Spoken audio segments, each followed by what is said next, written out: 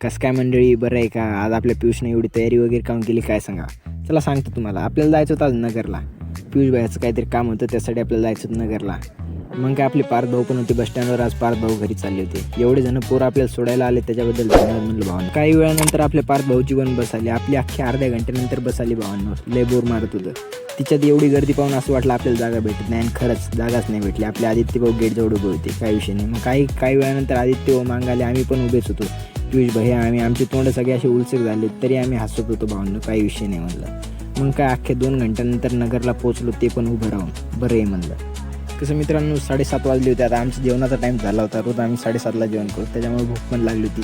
यांना पहिले म्हणलं आता काय ना काही नाश्ता वगैरे करा म्हणलं, रात्री जेवू म्हणलं आपण, काही विषय नाही म्हणलं. पियुष भाई म्हणे चाल म्हणे, टेन्शन न घेऊ म्हणे. मग काय नाश्त्यासाठी आलो भाई. नाश्त्याला आल्यानंतर म्हणलं काय ना काय ऑर्डर कर म्हणलं भाई, लय भूक लागलेली. पहिले नाश्ता वगैरे केला, मग डोकं लय दुखत होतं कारण की झोपेतून उठून आलो आम्ही.